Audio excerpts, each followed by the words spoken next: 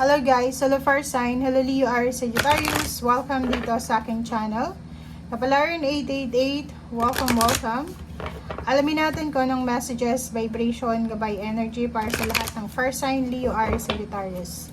Okay, alamin natin guys, ano ba ang messages para sa araw na ito? General reading, pwede kang makaresonate. Gamitin mo ang iyong intuition sa panonood, fire sign Leo Aries Sagittarius.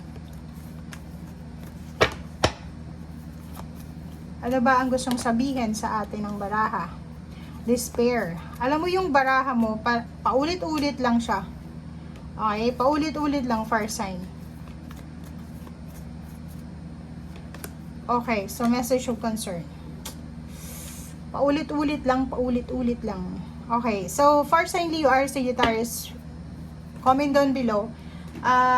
Baka mabash tayo dito, but sinasabi ng baraha sa'yo dito na alam nyo ba yung kasabihan na paulit-ulit kang masasaktan hanggat hindi mo nakukuha yung lesson in life. But dito sa baraha mo, hindi naman sinasabing paulit-ulit kang masasaktan, but posibleng may trabaho ka or pwedeng kung ano man to na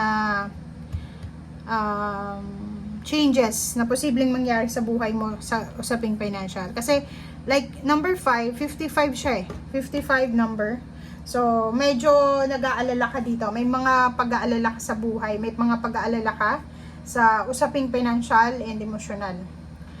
Sinasabi ng baraha sa'yo dito na ano man itong inaalala mo sa ngayon, diba? Ano man itong inaalala mo sa ngayon, stay positive.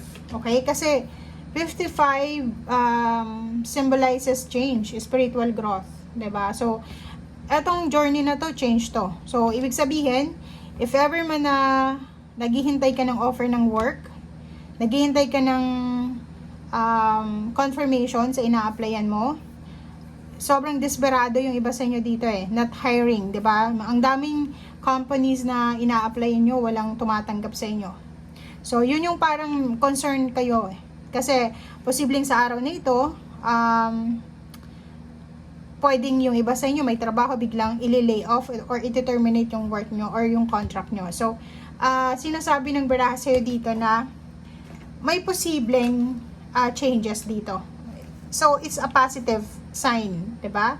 So, sinasabi na change is coming kasi may journey eh, 'di ba? So, for example, ilang taon, ilang buwan, pero ang nakikita natin buwan pa lang. Pero yung iba may 2 years na ditong unemployed, 2 years nang walang pera. May iba naman months pa lang, especially yung mga Leong iba, tsaka Aries and Sagittarius, pwedeng mga few months pa lang, mga simula October pa lang wala kayong pera.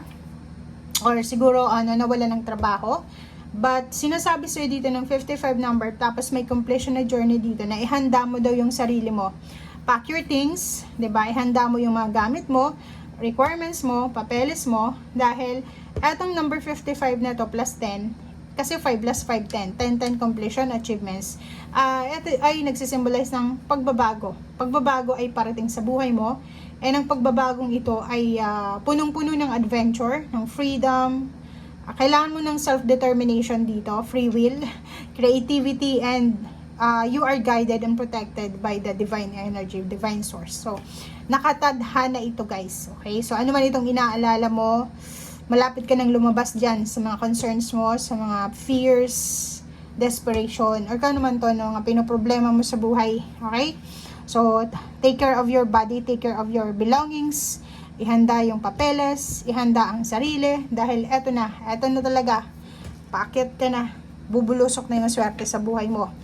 And parating na, parang naghihintay ka ng isang train station, di ba, ng sasakyan, kung kailan ka sasakay. So, parang ganun. So, eto ng araw na ito is parang incoming na. Alam mo yung tunog ng tren na parating? Parang yun ang sinasabi sa'yo ng baraha, na may parating. Oh, Magician. Lahat ng sacrifices mo, lahat ng mga pagsisipag mo, pagtsatsaga, paghihintay.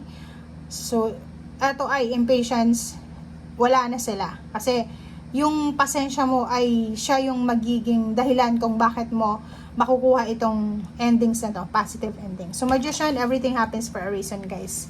If nangyari man yan sa'yo, may mga nakaranas sa inyo ng scarcity financial, malaking leksyon yun eh. Kasi unang-una, pag wala tayong pera, malaking bagay yun sa buhay natin. Maraming lessons in life ang tinuturo ng empty pockets.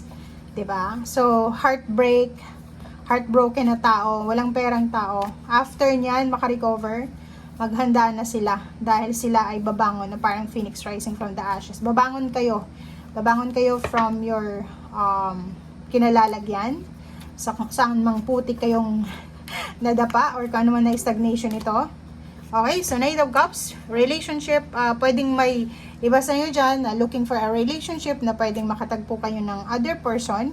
Ang nakikita natin dito is may mag-o-offer sa'yo ng trabaho, may mag-o-offer din sa'yo ng love life, may mag-o-offer ng kasal, may mag-o-offer ng commitment, may mag-o-offer ng business partnership. Okay, so King of Wands, sinasabi ng baraha sa'yo dito na yon, kailangan mo talaga ng self-determination. Kailangan mo ng, ang tawag dito, determination and passion, 'di ba? So, sinasabi ng baraha, ano man itong darating sa'yo, ano man itong paparating na swerte, success, confirmation, journey, travel, relocation, positive result, positive announcement, kailangan mong maging mas masipag pa. Kung masipag ka sa ngayon, doblehin mo yung sipag mo. Kung sobrang galing mo sa trabaho sa ngayon, sobra kang magaling makisama, doblehin mo yung pakikisama mo. Kasi, turn mo to para mag-shine. Okay? Four of Cups, eto yung matagal mong hinihintay, di ba?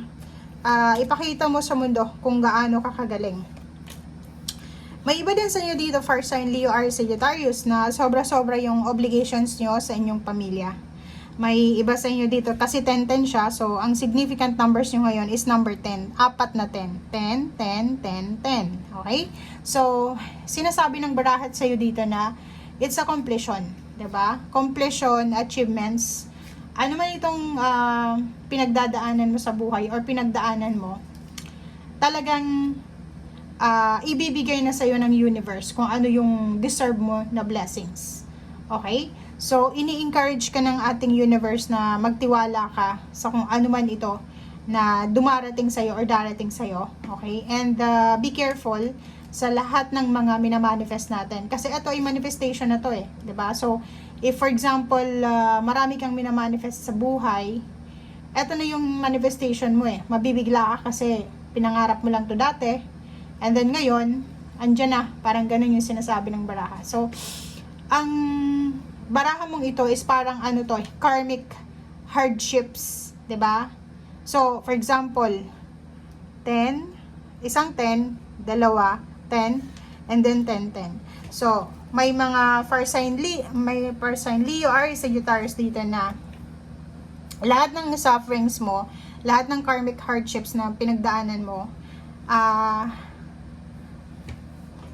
because of negative karma are over, 'di ba? So, for example, nagtataka ka, bakit kaya nawalan ako ng trabaho ng pabigla-bigla?